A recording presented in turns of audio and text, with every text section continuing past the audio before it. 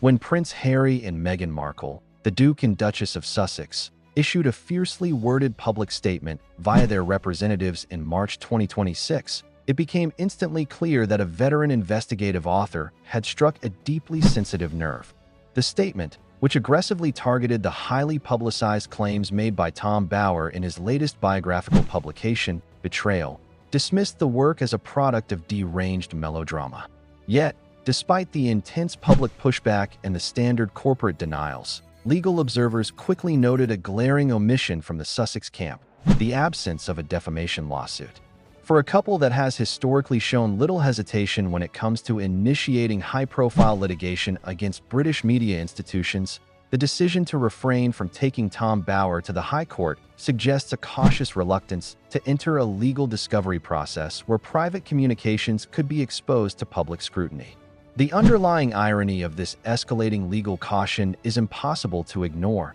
particularly as Prince Harry finds himself on the receiving end of a dramatic High Court claim. In March 2026, official court records in London confirmed that Betrayal, the charity co-founded by Prince Harry in 2006 to support vulnerable children and young people living with HIV and AIDS in Southern Africa, had filed a standard civil procedure defamation claim against the Duke of Sussex and his longtime mentor, Mark Dyer. The legal action followed a highly publicized governance dispute that peaked when Prince Harry and his co-founder stepped down as patrons amid a bitter fallout with the charity's leadership. Betrayal formally alleged that Prince Harry had helped coordinate an adverse media campaign that severely damaged the organization's reputation and disrupted its operations. Though representatives for the Duke of Sussex categorically rejected the claims as offensive, the sight of a beloved charitable foundation taking its royal founder to court marks a stunning shift for the channel audience here on Royal Scope. To fully comprehend how the Duke and Duchess of Sussex reached this point of deep isolation from their former institutional allies, one must examine the meticulous details compiled by Tom Bower regarding their official overseas tours. The 2018 royal tour of Australia, Fiji, Tonga, and New Zealand is widely remembered by the public as a triumphant moment, celebrated for the announcement of Meghan Markle's first pregnancy with Prince Archie. Yet behind the scenes, the atmosphere inside the royal household was reportedly fractured by intense interpersonal friction. Investigative reports from journalists like Valentine Lowe, as well as accounts from Tom Bower, allege that the massive, enthusiastic crowds in Sydney inadvertently fueled an unsustainable narrative within the Sussex camp. Prince Harry reportedly grew convinced that the Duchess of Sussex was a global superstar capable of single-handedly modernizing the monarchy, interpreting the institutional silence from Buckingham Palace not as standard protocol,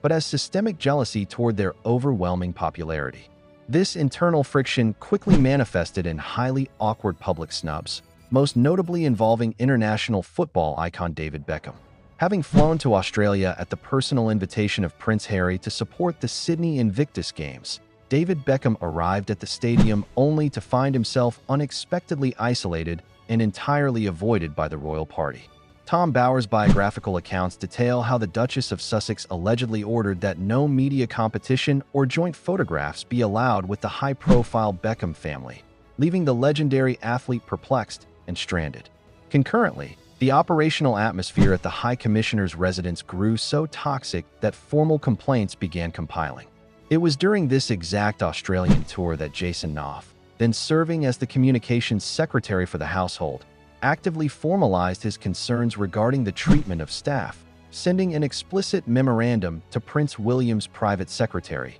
Simon Case, detailing how the Duchess of Sussex's abrasive management style had reportedly driven two personal assistants out of the royal household. The institutional damage only deepened during the subsequent 2019 royal tour of South Africa, an official diplomatic mission that palace officials had spent months meticulously planning. Tom Bower alleges that the Duke and Duchess of Sussex fundamentally compromised the diplomatic objectives of the tour by choosing that precise window to launch an unprecedented frontal attack on the British media landscape. Ignoring direct pleas from palace advisors to preserve the focus on local South African charities and historical human tragedies, Prince Harry abruptly released an explosive statement on the official Sussex website denouncing the press and comparing the media coverage of Meghan Markle to the tragic experiences of his late mother, Diana, Princess of Wales. The tactical decision to overshadow a vital Commonwealth tour for personal grievances deeply frustrated senior courtiers,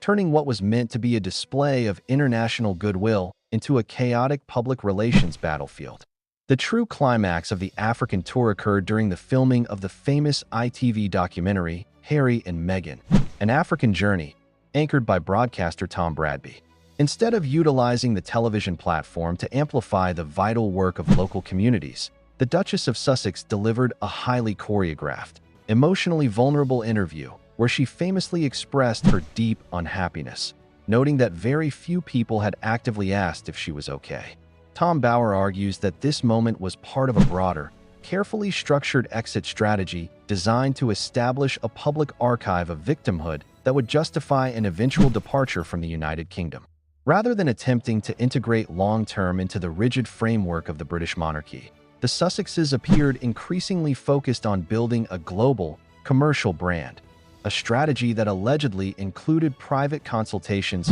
with high-profile American figures like Hillary Clinton at Frogmore Cottage shortly before the final announcement of their departure. The ultimate tragedy of this highly calculation-heavy approach to royal life is that the very networks of influence the Duke and Duchess of Sussex attempted to cultivate have steadily evaporated. In the years following their departure, public figures who once enthusiastically championed their independence have quietly distanced themselves from the endless media friction emanating from California. If you are fascinated by these intricate, behind-the-scenes dynamics of the British royal family and want to stay updated on the genuine facts behind the headlines, please take a moment to subscribe to Royal Scope, like this video, and share your thoughts in the comments below on whether the Sussexes can ever recover their institutional credibility. Ultimately, the transition from being universally celebrated members of the House of Windsor to facing defamation lawsuits from their own historic charities demonstrates that public relations victories